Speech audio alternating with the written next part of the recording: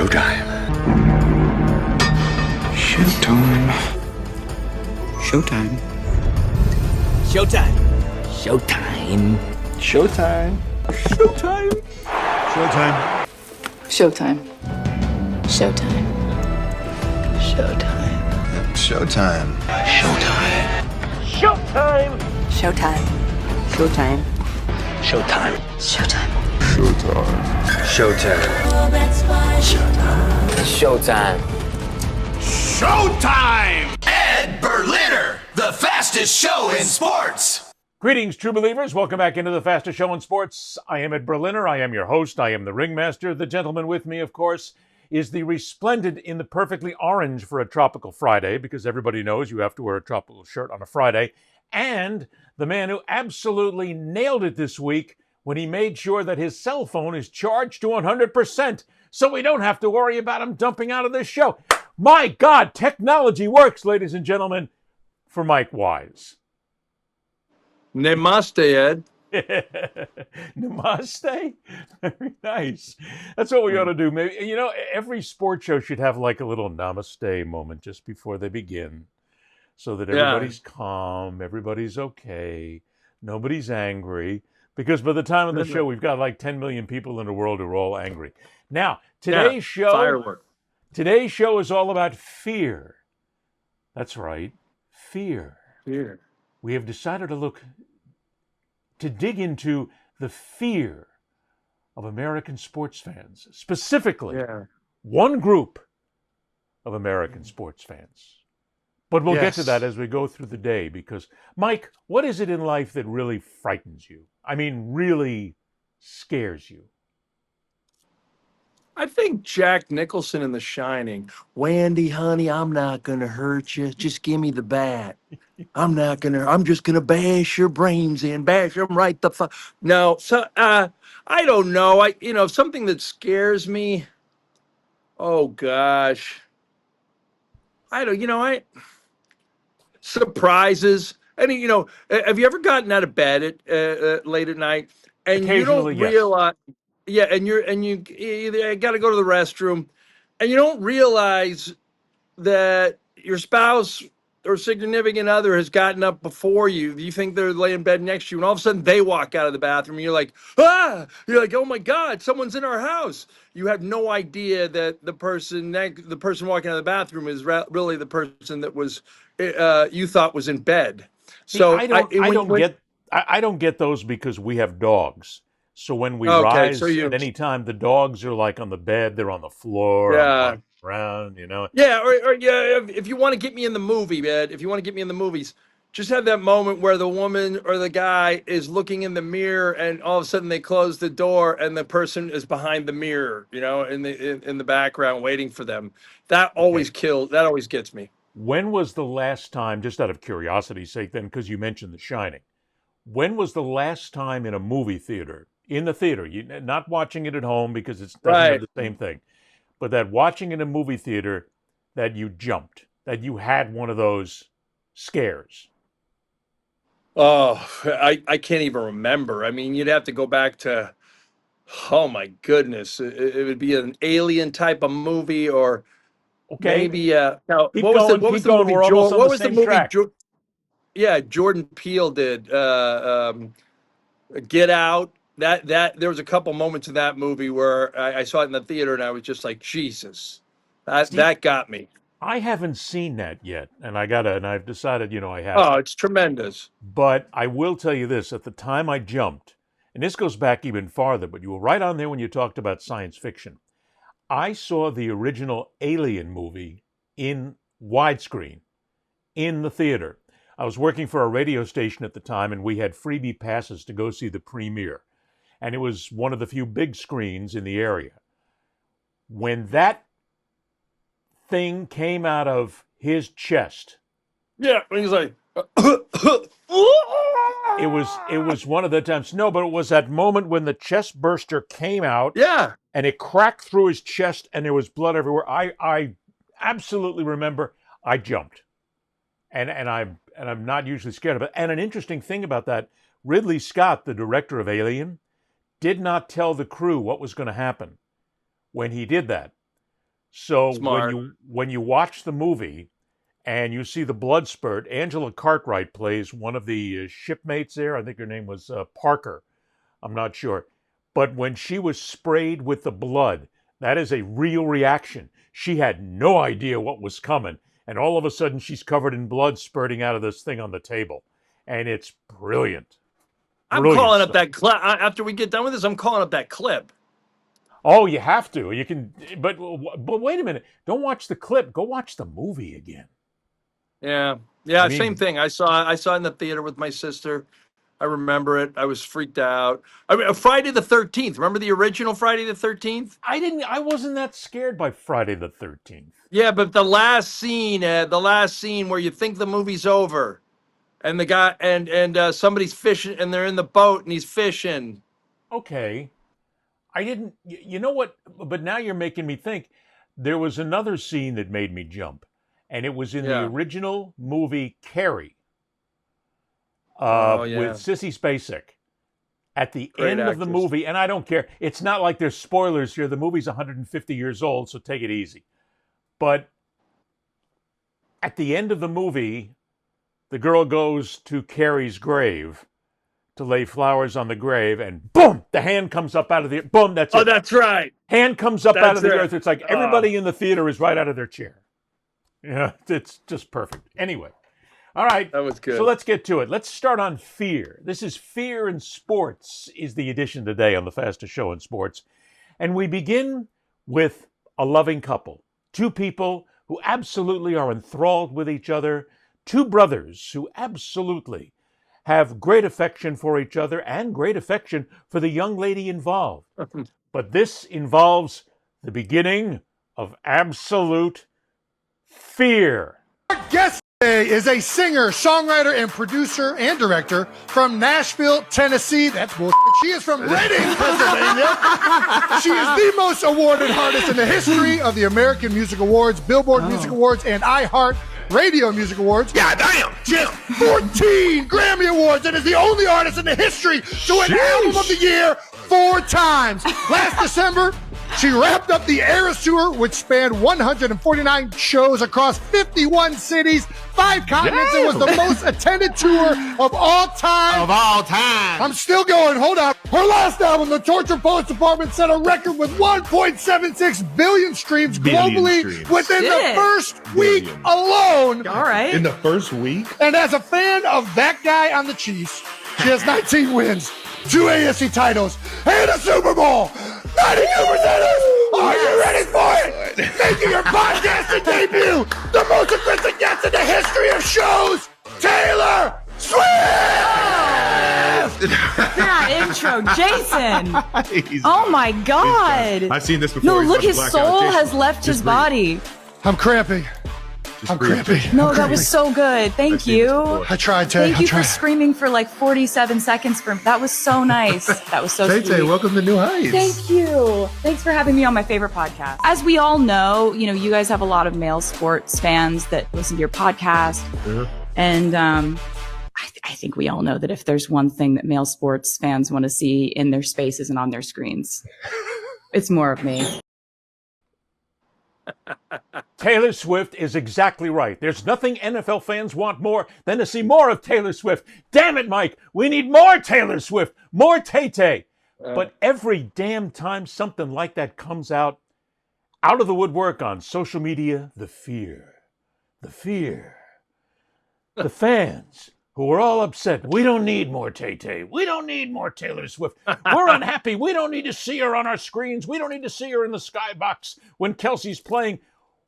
What the hell's wrong with you guys? What is so frightening? This is it. We begin our quest today, Mike, of fear in sports to try and psychologically unravel why so many males are fearful of Taylor Swift being seen at an NFL game.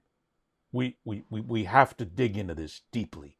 Well, it's less about Taylor than it is the producer in the TV truck yelling in the cameraman's ear, get her, Tay-Tay's in you can see her, she's clear in the box, get her, she's right next to Brittany Mahomes, get her right now. And it's like, at some point you're like, is this the Eras Tour all over? I mean, we're watching a game, and so I don't have any problem with Tay. I'll tell you what, though, I am jealous about Jason Kelsey. Didn't he just steal my whole tractor pull bit? This Saturday, Dinky Daddy Solon was 400. Like, he took it, man, and I think he did it better than I did. So, at any rate, I hadn't seen that opening. That's funny. Great. It's just that it is pretty good. And you realize why their podcast has just a couple more few streamers than ours.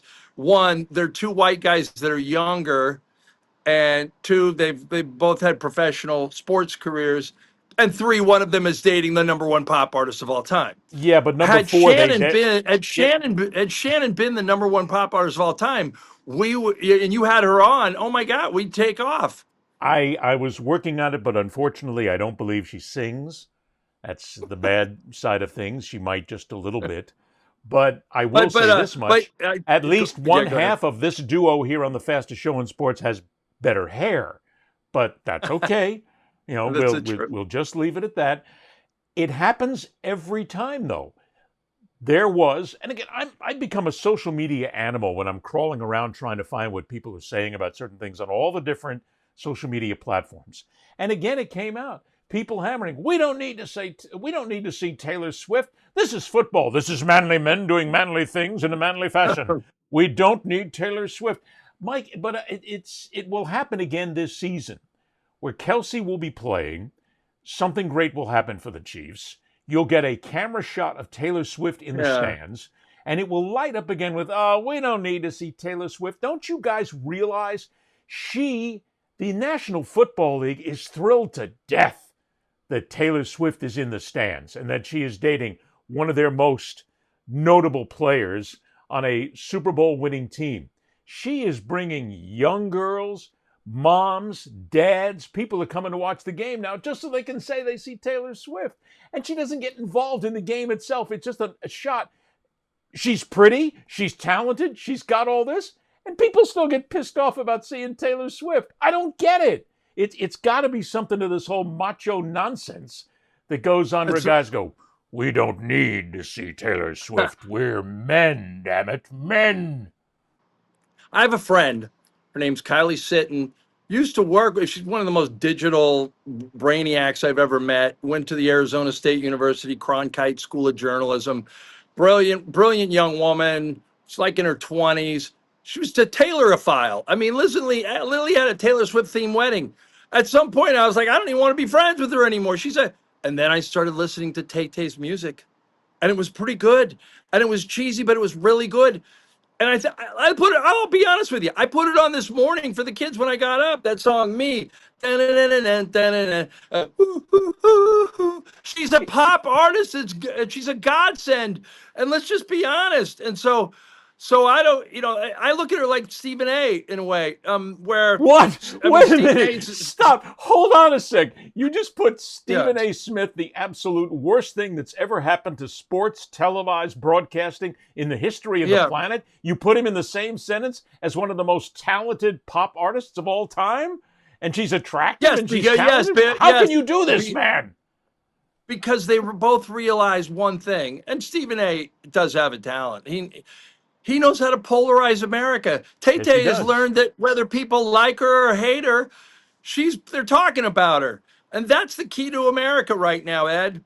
Right now, half the people in America that are watching this show right now are going, there's a bald guy who's intelligent. He's follically challenged. He hasn't met a comb he can part with, but damn it, he's smarter than the guy that with all the hair on the other end.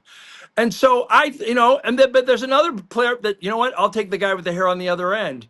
I don't care if he's not that brainy. Wait a minute. When you said hair on the other end, you mean other end of the line, not other right. end. Okay. Well, we just had to make sure because some things will get edited and you got to make sure that you're absolutely particular when it comes to these things, all right?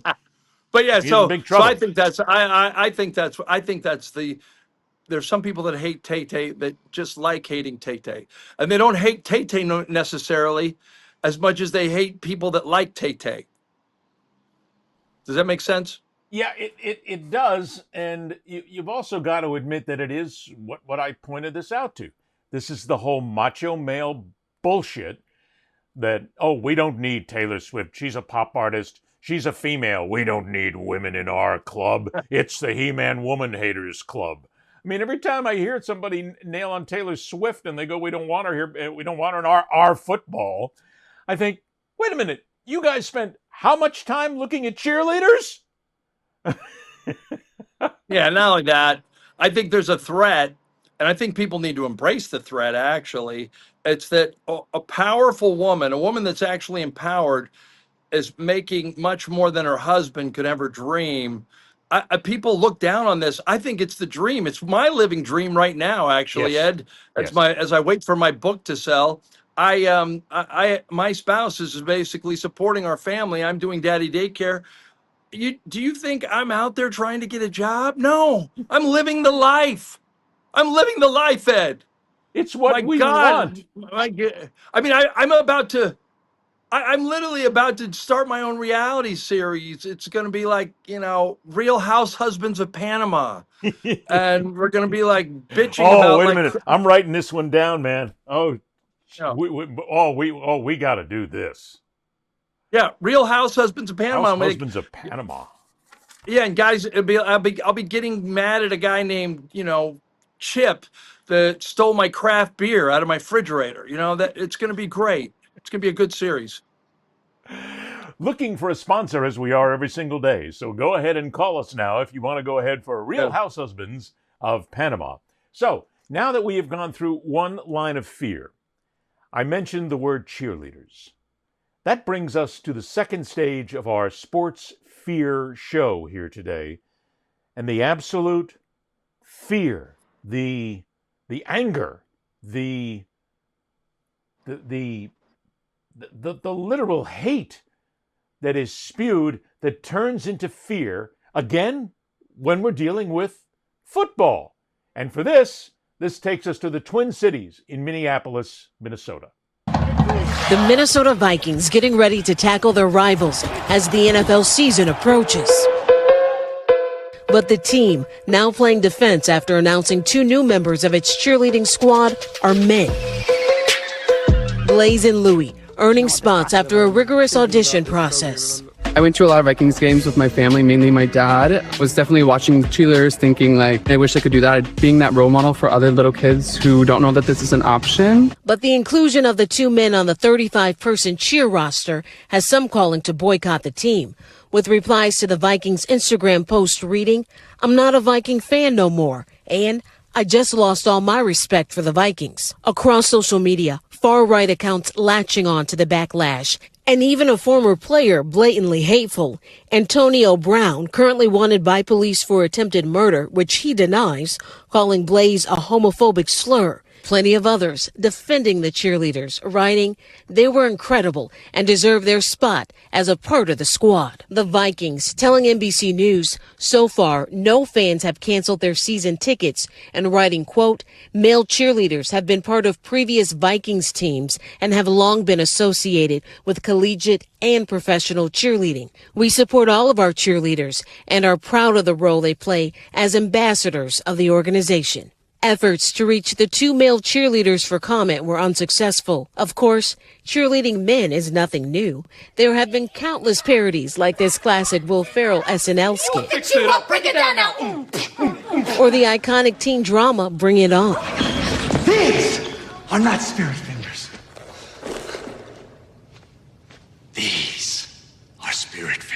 But even former presidents George W. Bush, Ronald Reagan, and Dwight Eisenhower were cheerleaders, and many consider men a vital part of the squad. The Vikings point out a third of NFL teams have male cheerleaders. The league embracing other identities too. The Carolina Panthers, since 2022, have featured the first and only openly transgender cheerleader in the NFL.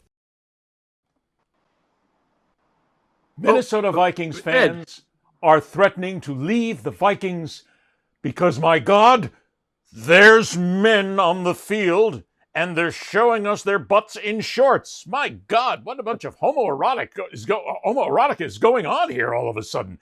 Mike, They're threatening. Now, remember, as the report told us, nobody has canceled their season tickets yet. And the threat to cancel season tickets is absolute bullshit because it takes so long to get a season ticket for a team like Minnesota. You get rid of your season tickets, you'll be back on the list. You'll be in by the year 2317 the next time you get them. Nobody's going to cancel a season ticket.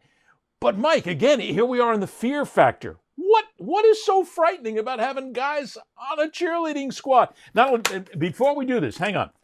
Here, and the list is here. The Vikings, the Rams, the Ravens, the Saints, the Eagles, the Titans, the Colts, the 49ers, Chiefs, Bucks, and Panthers all have guys on the sideline. And we haven't heard a peep out of this, but all of a sudden we got some gender-challenged individuals in Minnesota who don't like men on the field, and they're going to cancel their season tickets. Mike, what are they so scared of? Well, I think it's clear what's going on, Ed. They're trying to get the NFL more woke. This wokeism is taking over, and getting male cheerleaders, homosexual male cheerleaders, probably. Well, wait a minute now, Mike. You gotta be careful there because we're not really sure. I don't think they so. They look like they might be homosexuals the way they dance and the way they wriggle, but we're not really sure there, Mike. I ain't naming my kids Blazing Louie. Are you? God dang it. No, but okay. But in all seriousness, we get away from the redneck stuff. I think you found the niche for the show. That's part of it. I think you've got the niche for the show. You actually came up with a theme. Oh my God, I'm the most unorganized person in America. I take ADHD medicine. You have a theme today, and you have video that's freaking brilliant. I have no idea where you even got that clip from. It looked like a Chat GPT report. No, that was from MSNBC. Really? It was done well. I learned so much. Who knew that three presidents were cheerleaders? Who knew that three former presidents, like manly men, like Eisenhower, a general, was a cheerleader? And my God, I think I wanted to be a baton twirler when I saw a parade when I was young. I could see that. I could definitely see that. It didn't change how I felt about myself. I still loathe myself. And so the whole thing is just it's funny to me because it was almost like the report was a parody. Like that there's people out there that really are upset. Like the first tweet they show is, "I just don't like it." Like the guy couldn't even speak correct English in a tweet. It was hilarious. Well, that's you can hear it when the tweet comes out. It's and we do this automatically. I guarantee you, everybody's done it. Where they read the tweet and they go, "Oh, I know what that guy sounds like. I don't like it. It's not good for me." And I'm not. And we'll get hammered by people with Southern accents. But you got to admit, that's what people think of right away. Or they think of the macho man going, "I don't want my football touched by men. Wow. There's men in short shorts and tight little shorts. Damn it, get them away. I want to see those women, damn it. Let's objectify a few more women. Come on, let's put them out there. I want to see those boobs and I want to see those butts because those are women, damn it. And we need more women in football cheerleading." I'll do a couple serious moments today. Okay. One of which is, and I guess spoiler alert, I'm going to drop a little profanity here. It's one thing to say I don't like this or it rocks my tradition. I mean, there are a lot of people in San Antonio, Texas, and different parts of Texas where there's large Hispanic, Latino, Mexican American communities that are furious now that, the quinceañera festivals where the 15-year-old has these huge parties, a 15-year-old girl, it's when she becomes a woman. Well, they're doing quinceañeros for boys now, and they just think this is wrong, and it plays with Mexican tradition and everything that the quinceañera is about over the years. It's like, okay, whatever. If you don't want to change with the times, that's fine. But when a guy like Antonio Brown comes out and uses a gay slur, a suspected murderer. Fuck you, Antonio Brown. You're a bigot. You're a punk, and you don't stand for anybody in society. So shut up. I just can't deal with people like that take it to that level. And we do have a lot of friends out there. I don't have gay friends. I don't have black friends. I have people in my life, a lot of friends, some of which are gay, some of which are black, some of which are white, some of which are Native American. Like, who freaking cares? If we haven't gotten past this stuff, like people always go to me, hey, doesn't it bother you when you see two guys holding hands or they're kissing? I'm like, I don't want anybody kissing. Like, I don't want a guy and a girl making out in front of me. That's for their private living room. It's one thing to give someone a peck. I don't care if someone's holding hands, showing a public affection. If they love the person, screw them. I just think that it's like, grow up. We got to get past this. Well, that's just it. We haven't gotten past it. And we've talked about a number of things on this show before that people have not gotten past. But this is one where all of a sudden this creates an outrage from certain people. And let's again be honest here. The media jumps on this because it has the cachet of being nothing more than clickbait. Because you have ESPN, you have Fox, who are all in bed with the National Football League and want to make sure they protect the badge at any cost whatsoever because they're all making money. And they'll make a big deal out of this. And you'll get them joke about it. And they'll talk about it with their former players who are on the set. And they'll basically denigrate it. And some of them will go, hey, I'm okay with it. But you're not. That's the problem. You have a facet of this country, and probably, Mike, in Minnesota, this might be, I don't know, 100 people maybe. There could be millions of fans of the Vikings, and maybe 100, maybe 50 of them have come out and put something out on social media to talk about how I'm going to get rid of my season tickets now because you've got males, and you know what the words are that they're going to use. You've got them on the cheerleading squad, so I'm going to cancel my tickets. Good. Cancel them. Walk away. You know what? We need to get rid of the flotsam and jetsam and the nonsense in this country. And these are the people right here who are keeping us from becoming evolutionary sound again. I mean, get rid of them. I'm gonna market Blaze and Louis T-shirts, and I guarantee you those things I'll will bet sell you they out. will. But it's crazy. And on a lesser level, a lot of the cheerleaders in America, whether you're, it's put through people through college, but two, for many people, it's a part-time job. They don't pay enough for the two little dance numbers, but it's money. And it's not like the NBA when they announced 20 years ago or whatever that two women officials were going to enter the league. One of which I think is still there. The other which was awful, and she went back to lower level basketball. But the bottom line was it was a big deal. And these guys, I don't think, it doesn't sound like if Carolina's got a transgender cheerleader, they're not breaking some LGBTQ barrier that needs to be. Just let them do their jobs. And Blaze and Louie are probably more. Blaze and Louie are probably more into the team than you freaking Nordic Dane slayers. Shut up. I didn't know there was a transgender cheerleader on the Carolina Panthers until I saw the report. You know why? Because it's not important to me, because I really don't care. Yeah, good for her. It's this whole point about this that people get all upset and crazy about this. And here's the other thing, too.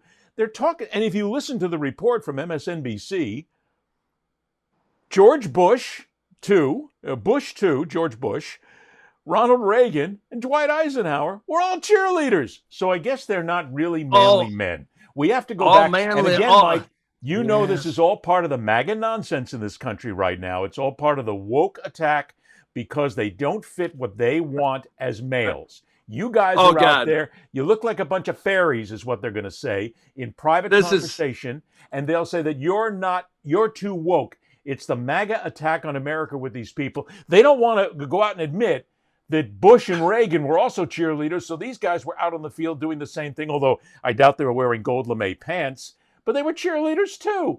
But they don't go back and look at that because we're all afraid that you're going to... And here's another thing too. I heard Jay Feely, who used to be a kicker for the Chicago Bears, and Feely was on one of these ridiculous right-wing platforms, and he tried to make this all about, we're not teaching our boys how to be men. We need to teach our boys how to be real men, and we need to teach them how to take care of their families. They immediately shovel that into this nonsense because they have to find a way to justify it. And there is no way to justify it. It's just people having fun, but they make it about the macho nonsense MAGA bullshit. And that's where this all lands. Why are place kickers always the guys trying to be more manly because everybody's telling them they're not men on the field. Like Harrison Butker of Kansas City, Jay Feely. Like was Jay Feely a quarterback or a place kicker? I don't know. I think he was. Maybe he was but either a quarterback. way,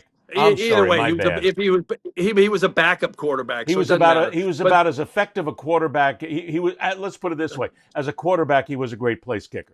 So there you go. I'll tell you what, he's not as good at being a quarterback as Blaze and Louie are at their jobs. They're probably going to be more into the Vikings than anybody. But I can't see Reagan kind of going to Nancy one day like, well, Nancy, I'm gonna go get my pom poms. I mean, you come on. It is funny. This is such low hanging fruit for like the Clay Travises, the Portnoys, all the Tate Brothers audience out there, all the Manosphere idiots. They're gonna love this. I mean, I just can't. Hey, real quick. I always love it, and I always love it getting into arguments with evangelicals or anybody for that matter that somehow suggests that homosexuality, bisexuality, it's all a choice, and that God made you a heterosexual, and you just, and I'm sure there's like very infinitesimal percentages of people that make up sexual assaults. There's probably a very small percentage that actually did choose that lifestyle. 99% don't. I guarantee you. And you know why, Ed? Because, and this is why I always say, like people say, oh, what if your son came out gay? I'd be a little heartbroken. Not because I want him to be the macho guy and give me a biological son tomorrow. Not all that. No, because he would be discriminated against. Yes. He would be bullied. He would be treated like dirt. And I'd become even a more staunch supporter of gay rights and LGBTQ rights. But I would be sick to my stomach that someone would look at him as a smaller person because of that. And I would have to get over that and say, screw it. Now I'm going to double down on my support. That's the only reason. Who would choose to be gay? Whoops, sorry. No, that's okay. When you get into this conversation, it always amazes me how there are those people out there, and we've seen this happen many times, who get involved in these sociological issues. They have daughters, yet they hammer away at women's rights and they hammer away at all the things that women can decide, but they have daughters. So they're basically saying, hey, don't worry about it. My kid's not going to be bothered by this. Yes, she will. It's the same thing as your son. Yes, he will. Everybody gets bothered by this with the bullying that's out there. And again, that's another word too, because the minute you bring bullying into it, you'll have a facet of society who goes, oh, listen to these two guys now, these old guys. They're talking about all this woke stuff. Nobody bullies anybody. It's just the way life is. Get life on, go ahead, strap on the pants and get out there and be a man, damn it. Be a woman, damn it. Whatever it is. Here's what I hope comes out of this. And I know we had to talk about this. Yeah. But let me drop a line here to like the local media, the stations in the Twin Cities. Don't cover this story. Don't. You're dealing with maybe 5 or 10 or maybe 50 people who are out there saying they're going to cancel their season tickets, who are out there saying that this is all wrong, who are out there pushing away this male nonsense. Don't cover the story. Don't you have something better to do? Isn't there something a little more journalistically correct you can do than talk about what a couple of clown boys are saying on social media? I mean, there's another problem, Mike. Not only that, let's boil this down to the two individuals. They don't need to be targeted. They don't need people, name calling them. They don't need to be, their social media accounts found out and just plastered with ugly stuff. It's two guys, irrespective of whether we don't even know what their sexuality is. And I don't care. Who knows? Who cares? So just let them do their jobs. You know how many ridiculous dance moves I do in my house every day? I mean, I can't do it professionally or I would. Dude, you got to roll video on that. You could go viral with that. You would have laughed. One day, I in 2012, I went up to the front desk of the Marriott during the Super Bowl between the Ravens and the 49ers. It was in New Orleans. And and and they wanted to know where I was from, and I said, "Oh, you guys don't know." Like, and there was all these women behind the front desk, and they're from New Orleans. They were mostly women, and I go, "Guys, I'm a backup dancer for Beyonce, who was performing that year." And they go, "Oh, yeah, right." I go, "Oh, you don't think so, huh?" And then I go, "If you like it, put a ring on it. If you like," oh my God, I had them rolling behind the counter. But anyway, you're looking for the viral video here, man. You just found it. You got to tape these things. We got to grow up, man. If that's a story in America that we have 2 male cheerleaders, oh my God! And it's not even a big deal in the NFL. Who's a minute? Michelle Tafoya, the conservative activist who used to be a sports journalism broadcaster on Monday Night Football. She's become she's a conservative pundit now. She's got her own podcast. I went on it. She's from Minnesota. I'm going to ask her. I'm going to slide into her DMs and ask her how she feels about this. Could be interesting. It could be interesting, but it could also be very revelatory as well to discuss what these people are thinking of, because stop covering this nonsense. We talk about it here because it's become a national issue. It's plugged all over the national networks. Even the national news networks have covered it and talked about it, even if it is for only 20 or 30 seconds. It's nonsense.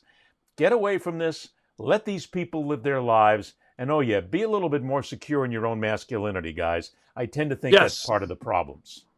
It's exactly that. It's like why the kickers are it's why the most obscure players are the people that want to be part of the manosphere, because it gives them some kind of testosterone cred. You know what I say to all them, Ed? Go get some uterus. Great idea, Mike. I'm going to have T-shirts made with just that on it. Hey, go get some uterus. Have some uterus. On to fear, another aspect of fear when it comes down to sports. This is kind of old, but it's for whatever reason, it's becoming new again. There was a time, those of you youngins in the audience who may not remember, when a nationally celebrated magazine, it was made of paper. You had to actually open it up and you could read what was inside, and you could look at the real pretty pictures in it as well. When a magazine came out with a swimsuit issue every year, a magazine that covered sports, and they had an issue just with women in the swimsuit issue, and it wasn't anything about sports whatsoever. Nudge, nudge, wink, wink, say no more, had nothing to do with sports. But then all of a sudden there was the fear. Oh my God, what are you doing? You're objectifying women. This is a bad thing. This is not sports. This is women in swimsuits. This is sex. Yes, it is. Don't fear it. Sex sells. And as a matter of fact, when it comes down to Sports Illustrated right now, this is the 2025, just 2 of the covers.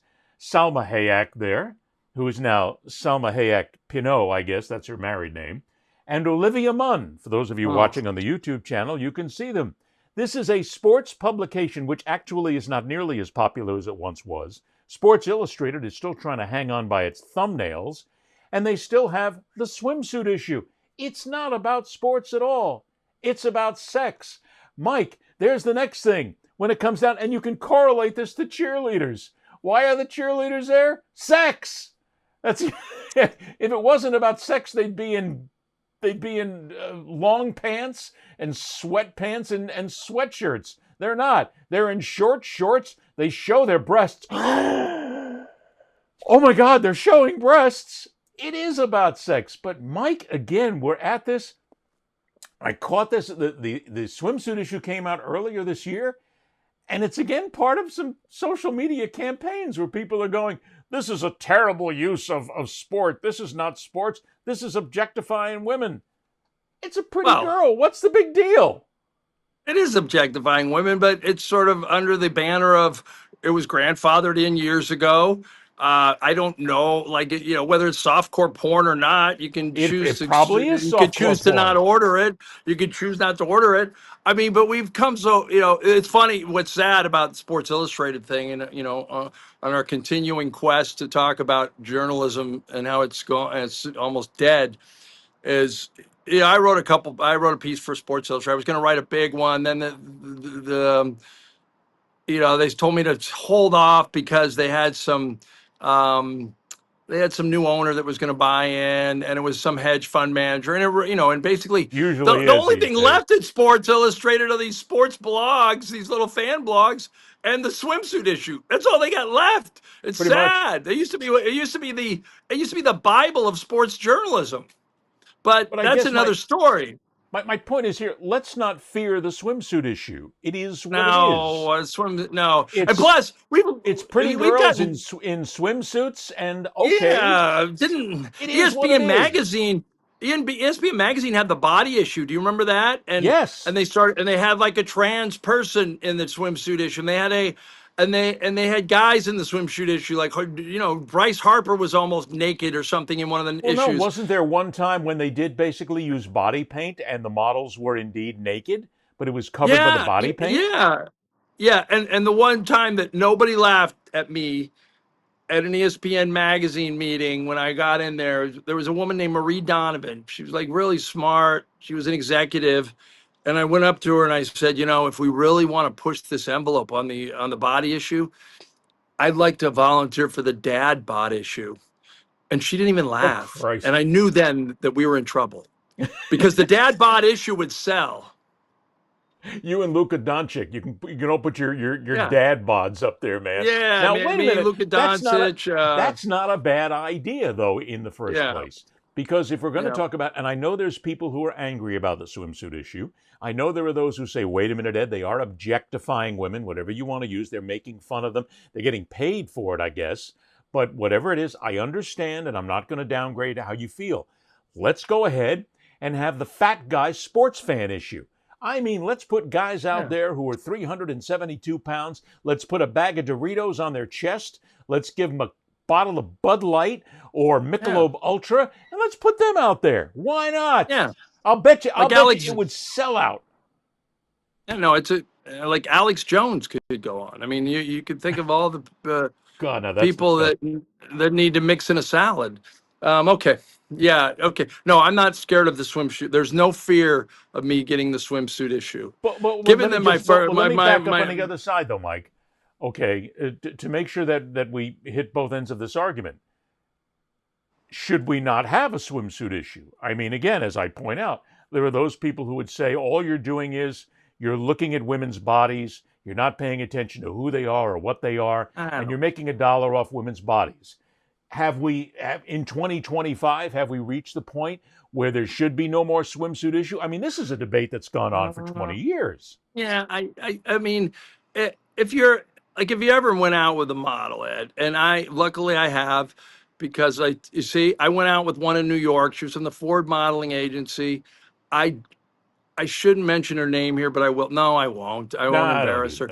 But she at any rate, because I went then out she's with her going to for a be while. hounded by She was people who are upset. going to go. She was they're like, going to put up a she was picture of you. They'll take a picture of you from the show and they'll show it to her and they go, "You dated this?" Yeah, that's exactly right. I had no business, but she was so insecure about this little mole on her back, and I was like, Elizabeth. Oh shoot, that was her name. You're stunning. Why would you even worry about it? And so, but the bottom line is this: that's a career for a lot of women. Modeling is a career. It's part of it's why we buy Versace. It's why we buy all the brands that we buy. Modeling is a thing now. We hopefully we have more healthier models now that aren't there, and they shouldn't be on those specials. Ginny, eat something. I mean, maybe there's less anorexia going around, and maybe there's more full-bodied models that look like real people. But either way, it's modeling. Who cares?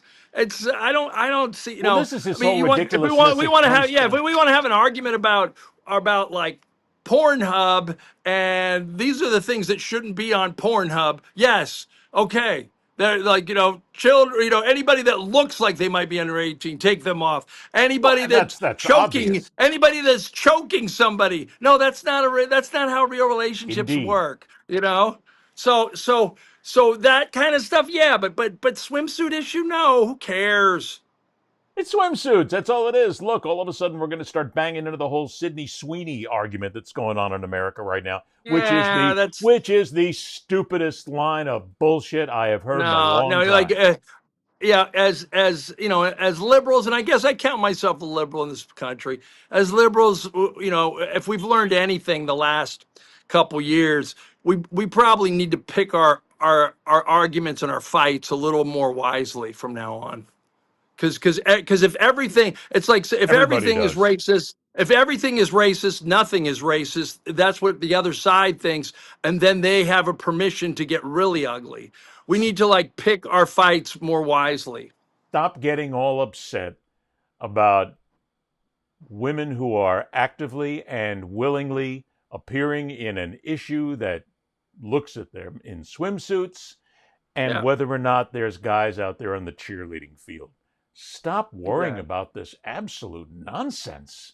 I mean, we're doing it here because that's what we do. We do entertainment here. That's part of what we do. We talk about these things. But we didn't make this up and we didn't start this. It's all out there and it has to come out. And one time we talk about it, that's it. We blow it off. But this is a show where you're allowed to talk about things like this. National news networks?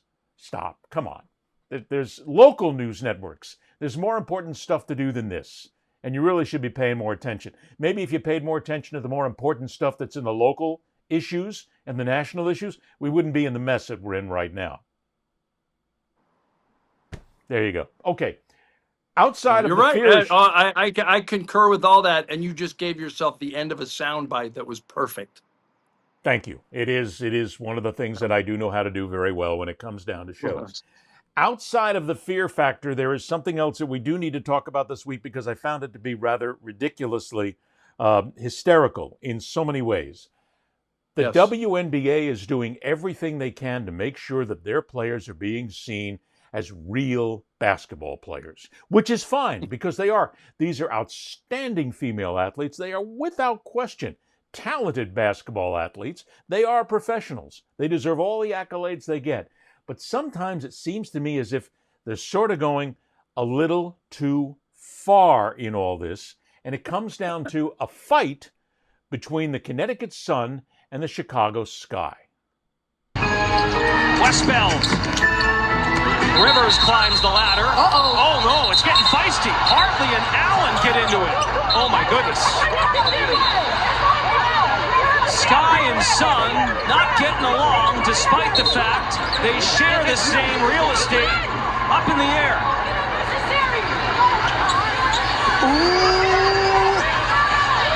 Ariel Atkins is livid, barking to the Connecticut bench. Tyler Marsh, the security team of Chicago, has to break up the scrum. Let's go. Oh my, so this all began with Allen and Hartley. Now, I'm going to get to that in just a second and something there. But if you want to see that highlight, you can't get it from the WNBA because if you go on YouTube and you look for the highlights from the game, that's cut out. They don't show it because what they're trying to do is protect the brand, obviously. But the fact that we have this, it's not even a fight, Mike. I mean, come on. There's some contact down underneath the basket. Somebody pushes, somebody shoves. And then we have a play-by-play announcer going, oh, things are getting feisty here. Come on, stop with the incredible overdone hype. Nothing's getting feisty here. It's basketball. I feel these clips you're putting on are like done by like The Onion or SNL. Yes. Like the guy's line was actually the sun and the sky who share the same atmosphere under the, like what? In the air. They share the same space in the air. In the air, like you can't make you can't make these ridiculous things up, and these guys get paid for it. It's hilarious. I guess I would say this: one, the WNBA is much more physical than people realize. Yes. Two, shocker, Angel Reese was not in the game and was not involved in the fight. She can mess with a lot of people. She's a very strong young woman. And three, that's not a fight. A fight is when someone punches somebody in the face. It's like a baseball fight where everybody's pushing each other and jumping in the dugouts. A fight is when a fight is when someone gets popped in the face. Let's be honest. That was basketball. That's a fight. See, that's part of Yeah. it because it's women's basketball versus men's basketball. And I still think what they're trying to do is soft pedal women's basketball because, hey, these are ladies playing the game. I really believe that, and that's wrong. Treat it like a game. It's a game. Treat the men's game and the women's game exactly the same in everything that goes on. No, I Stop always trying said to make this about a women's game. It's not feisty, and nobody's up in the air. And that brings a second thing here. I don't know who the color announcer was for that. I did everything I could, Mike, to try and research and find out who this team was, who the play-by-play and the color announcer was. I don't know them by voice. So therefore, I'm not going to go ahead and say that it could have been this person or it could have been that person. But here's the color announcer after this. Let's go. What is that nonsense? Yeah, she's out there. She wants more fights. She wants more physical contact. She wants this thing to turn into a brawl on the court. What is this all of a sudden? If the WNBA is trying to get some legitimacy to yourself, which you are, which you're getting with great play, stop bringing these idiots in here. And it's probably a former player who's out there pushing this along to say, let's go. Come on. Yeah, let's get in there. Let's go ahead and drop a couple of fights. What? Wait a minute, Ed. Wait a minute. Isn't that a double standard on your part? I mean, if someone were doing the hockey game, it's like, let's play the feud. Oh, they're going at it. Now let's play the feud. Oh my God. Doesn't happen as often as you think, Mike. Ty Domi has hit him 5 times in the face. Wait a minute. Doesn't happen as often as you think. I get it, and thanks for asking that question. And the second thing is, fighting is an integral part of hockey, and I know we could get into a whole nother line like this. Fighting becomes one of those moments, which is after the game, or after the play. It's expected. No. It's not expected to go punch each other in the NBA or the WNBA. Yeah, in hockey, because if you're sticking up for your team, if you're sticking up for your teammate, you're sticking up for your teammate. That's what hockey is. You stick up for your teammate. You stick up for your teammate, whether it's the WNBA or the NHL. But what I'm pointing out is there's physical play under the basket. There's a shove. It all gets over with. 3 players, by the way, got ejected for that because they were deemed to be fighting or potentially fighting. But for the color announcer, who is obviously paid by the WNBA because that's a WNBA broadcast, and it doesn't make a difference. Let's go. Whether it's ESPN or anybody else, the money still gets funneled one way or another between the league and the network. She's going, let's go. Let's go where? Let's go what? You want them to get out there and fight? You want them to be clowns and brutal idiots, and you want them to be just like every other nonsense player out there who wants to go ahead and start a fight? I'm not going to use the word. You know where I was going, but I'm not going to use that word. But that's just ridiculous. Use it. No, I'm not going to use the word. Wait, what word were you going to use? I don't know what word you were going to use. Sure you do. What does it start? What letter does it start with? Starts with a T and it ends with an S. And it rhymes with thugs. And it rhymes with thug.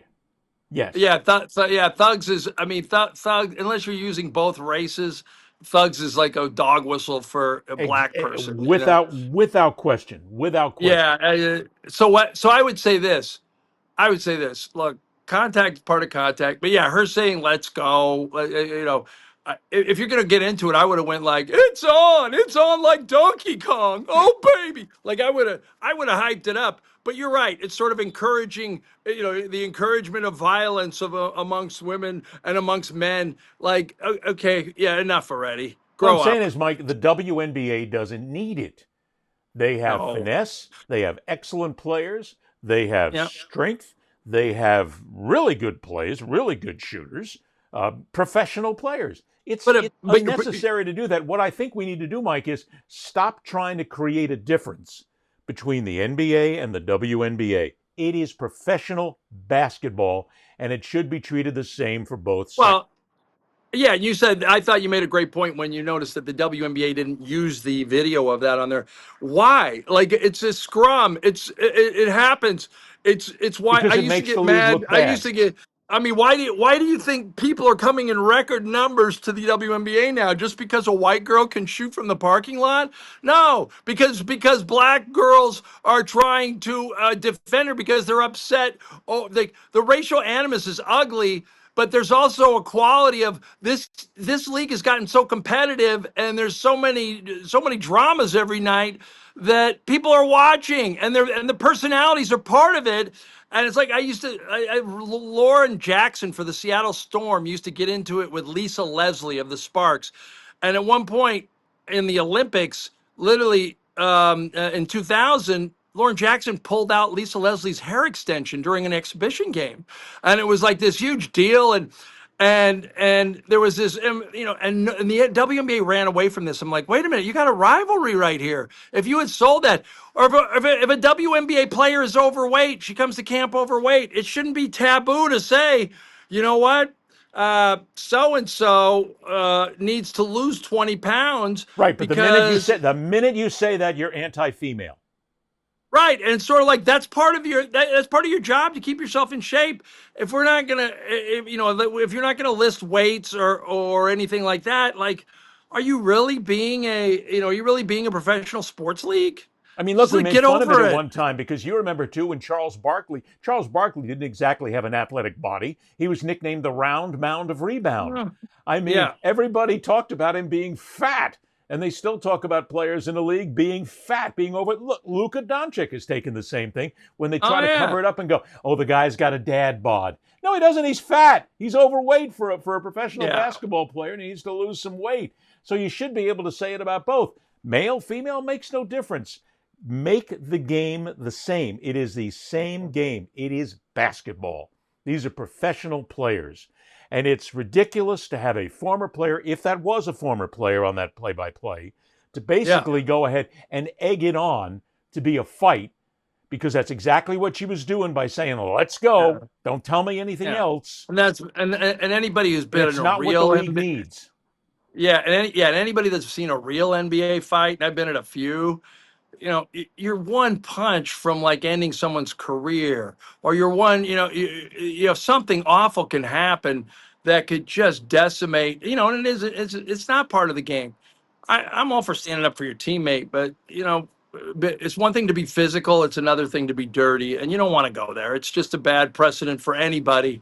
I'll say this though, I will give you Charles Barkley's new nickname, the round mound of pronoun.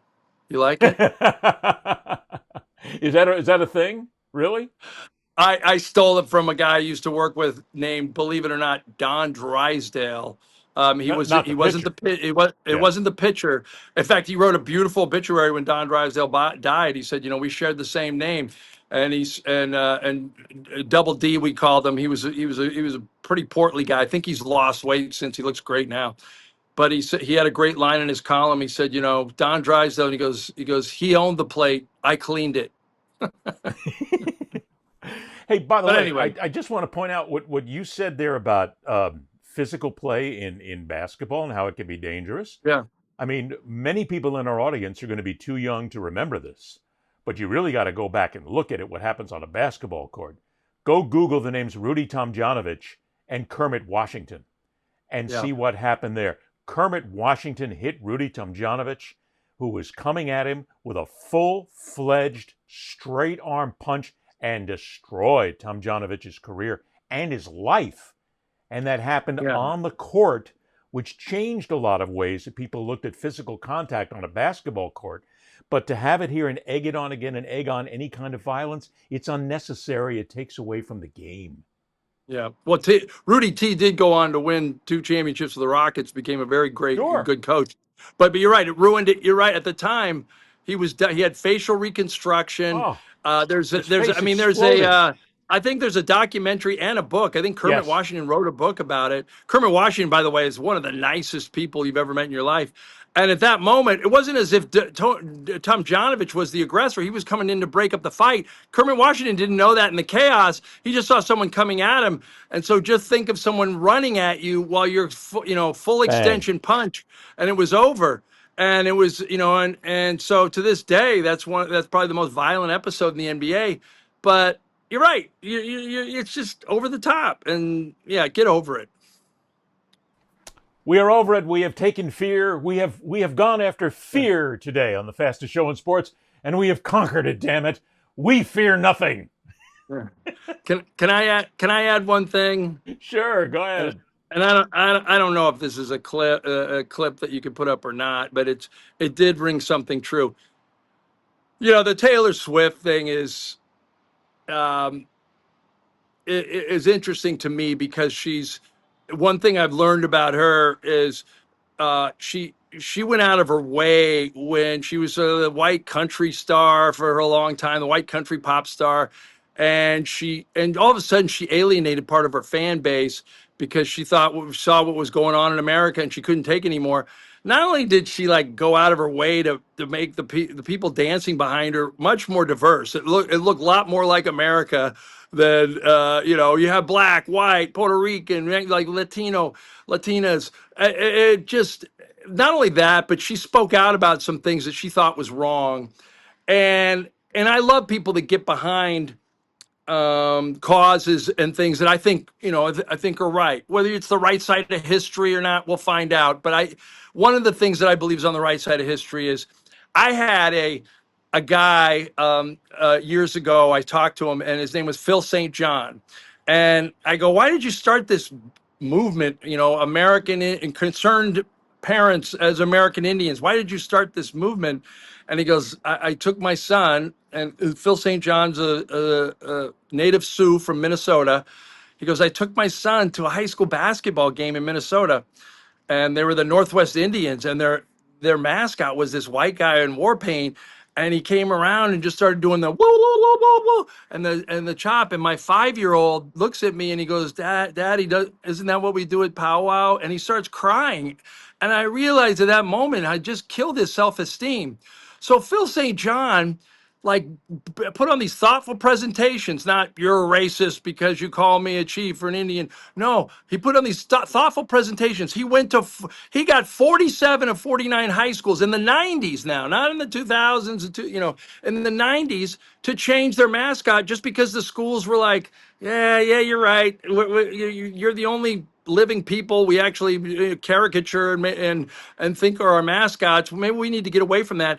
If Taylor Swift, it really had a backbone, she'd tell the Kansas City Chiefs to get away with the native themes, and it's over. The tomahawk chop needs to go. I don't think she's going to go the war there. drum, The war drum.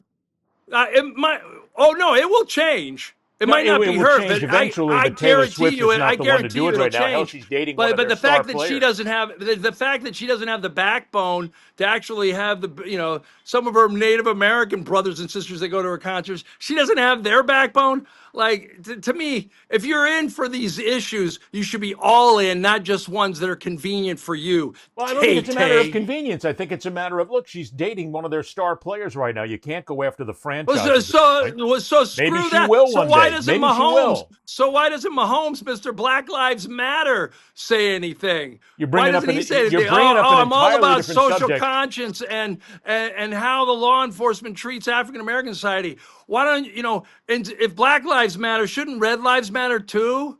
These people are gutless. I'm not going to say that it's a wrong thing to do. I mean, you're opening up another entirely different discussion here, which I think we should get into. I think it's a fair point. We're just out of time today. But you're right.